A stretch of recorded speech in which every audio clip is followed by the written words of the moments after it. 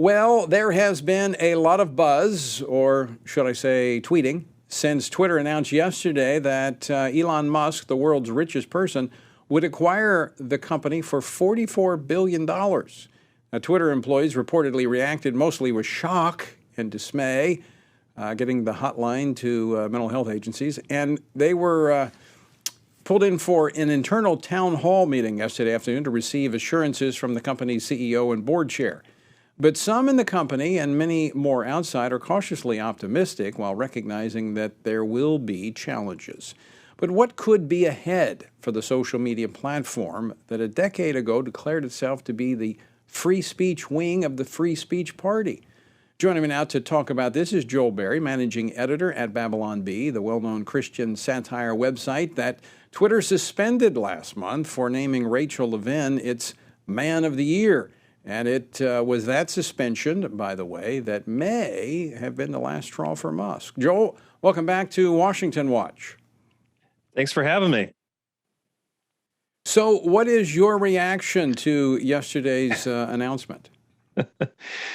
Well, it's been a fun couple days. The meltdown, I think, has been a bit fun to watch. And,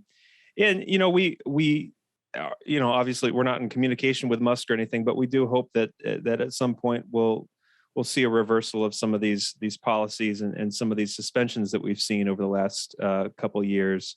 And a return to a culture of free speech on the platform. I think you mentioned Twitter, originally branded itself as like the free speech platform of the Free Speech Party. And over time, it definitely did lose its way. I think it got in bed with the government a little bit too much, it almost to the point where it became a bit of a de facto arm of the government that the government was using to squash dissent, squash criticism in a way that wouldn't violate the Constitution. Almost laundering their censorship of opposition through this private third party, Twitter. And so it had become a very corrupt situation. And I'm excited about the future. It does feel like kind of a new beginning for Twitter.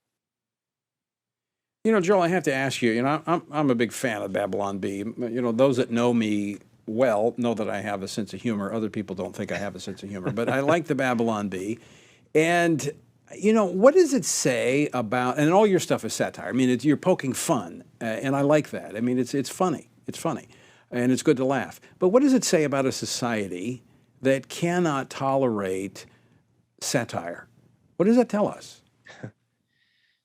Yeah, well, I think it tells us that the prevailing worldview of our society can't stand up to ridicule, and it's called many things these days. A lot of people kind of use the pejorative term wokeness to describe it, but there has been this brand new morality, this worldview that has been built up. It's come from the universities. It's kind of infiltrated all of our systems and our institutions, and it can't really stand up to much of anything. Ridicule, logic, questioning, but especially ridicule. I think there are very few things that can stand up to ridicule, and that's why it's such a powerful tool, especially in this day and age when I think our attention spans are shorter. There aren't a lot of people reading long think pieces. But a little 1-2 punch of a joke can get a message out there in a way that catches people off guard and can send the opposition on its, put them on their heels a little bit. And so I think the other side recognizes the power of satire, the power of ridicule and mockery, and that's why they've attacked it.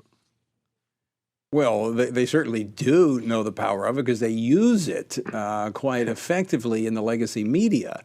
But they cannot stand a punch back. I love the way the left operates. It's kind of like the parents aren't looking and the younger one kicks the other one, and when he strikes back, he says, look, he started it. And that's what we hear repeatedly, is that conservatives are the ones picking these fights. Now, we're just having conversations. We're happy to debate these issues. We're happy to debate, how in the world did you come about with Rachel Levin being the Woman of the Year? I mean, we can have those conversations. They can't, because they can't defend it.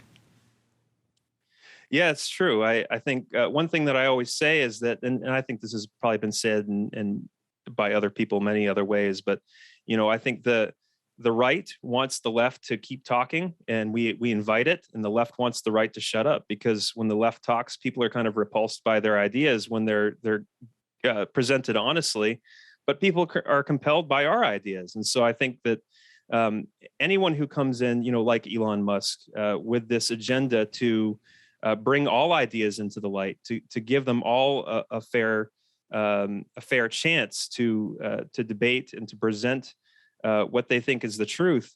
It's a huge threat to people who really thrive in secrecy, thrive in darkness, and thrive in an environment where there is kind of a thumb on the scale in their favor. Well, Joe, I think this is what the left has been about for it's been unfolding intently in the last decade. I've watched it from my vantage point in Washington, but I kind of revert back to my days as a police officer, and when you're in a situation where you have potential danger in an explosive environment, maybe a hostage situation, you want to keep the people talking. You want conversation, because that's the way things are resolved. You're in trouble when communication breaks down and there is silence. That's when bad things happen. And so I use that to talk about, we are a very divided nation, no question about it. Ideologically, religiously, spiritually, you pick it. We're divided. Yeah. However, there was a time when we had conversations. I remember when I first came to the Family Research Council 19 years ago, I was on MSNBC almost every week on Chris Matthews' Hardball, debating. And so we were having these conversations. As long as you're debating, sometimes you change someone else's mind. Sometimes they might change yours, but you're having conversation. When that shuts down and there is silence, that's when we're in real trouble. Wholeheartedly agree. And I think the same goes for laughter. I think if we can't laugh together about something, that's a real sign that our culture isn't healthy. And I think the thing that I love about the Babylon Bee and the effect that we have on the culture sometimes is sometimes we are able to induce shared laughter on both sides, and those are my most rewarding days when I see a leftist or a progressive or an atheist laughing at a Babylon Bee joke. In spite of the fact that maybe they don't agree with our worldview and some of the premises of the joke, they laugh at the cleverness of it, or maybe kind of subconsciously acknowledge some of the truth of it. And I think when we can laugh together, in addition to communicating and debating, absolutely, that's a really healthy thing. It really is. I mean, I know some of the kind of the spoofs on the church folks that the Babylon Bee does. I find amusing, because what humor is. There's a little bit of truth in it, and you're able to kind of blow it up and magnify it, and it's really funny. And I think you're absolutely right. It's healthy to be able to laugh, and I think it's good to be able to laugh at yourself. None of us are perfect. We all make mistakes, and there's things about us. We all have our quirks, and if we can laugh about those, we're healthier, and the world around us is healthier. But when you can't laugh, or you can't take, as you said, a little jabbing or ridicule, we're in a really bad place. Yeah, that's true. I think, and it is very important at the Babylon Bee to turn the cannon towards ourselves every once in a while. Like you said, we're all silly. We're all a little silly. We all make mistakes. We're all sinners. And I think it's important to kind of acknowledge that whether we're on the left or on the right, whatever our religion or our politics are, we all can be a little hypocritical and a little silly sometimes. And before God, we're all, in a pretty desperate place in need of him. So I think that's sometimes the joke, whether consciously or not, people are acknowledging that when they laugh at some of the joke. We're all a little silly. Yeah. And I think God has a sense of humor. That's right. Yeah, I can see it. So let's just very quickly, before we run out of time, Joel, are you optimistic? I mean, I personally am optimistic with Musk making this purchase, because why is he going to spend $44 billion for status quo? He's got to be making some changes or hope to, because Yeah. Twitter has been, was a place, a public square where we could have conversations, where we could laugh, where we could poke fun. I don't think he's going to maintain the status quo. I would think he's going to change things up quite a bit. Yeah, I agree. I mean, Elon Musk, he's an outside the box thinker. I think that's in his nature. He has talked a lot about the potential of taking Twitter open source, which I think would be a great idea, for people all around the world to kind of customize their own Twitter experience, what they want to see, what they don't want to see, without some kind of shadowy, corporation deciding what you see and don't see. He has Starlink, which could potentially, bring access to Twitter to anywhere in the world, closed off countries, places where there is no access to internet. And so I think it's a really exciting time for Twitter, social media, free speech right now. Obviously, this is a Bible verse I share with the other writers today. I think from Hosea, place not your trust in princes. Their plans come to naught. Everyone dies, we're mortal, but blessed are those whose trust is in the God of Jacob. And so, ultimately our trust is in God. He uses powerful men to accomplish his purposes one way or the other. And that's where our hope lies. So we're kind of here, sitting back and enjoying the ride and enjoying watching to see what God does and trusting in his plan, no matter where it goes. So. Yeah, and I'm kind of honestly kind of enjoying the meltdown on the left. In fact, you had a piece about that today. Leftists worry Elon Musk will turn Twitter into a place where terrible people post bad opinions and fight with each other all the time. Yeah. It's we've gotten a lot of comedy material out of leftist meltdowns.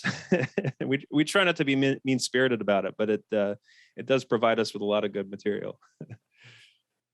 Well, I am hopeful that the Babylon Bee is going to continue, poking fun at all of us, giving us a reason to laugh. And I think, as you said, humor also is able to make some very significant points. But it also, I find humor is a very effective tool in diffusing situations when you can laugh at yourself. And if there's anything we need right now in our country, in the cultural, political divide, the ideological divide we have, is to diffuse the situation and bring it down just a bit with a little humor. Amen to that. I couldn't agree more. And we'll keep doing it as long as we have a platform somewhere. Well, let me. What's anything you want to share going forward with Babylon Bee? Any new things coming up?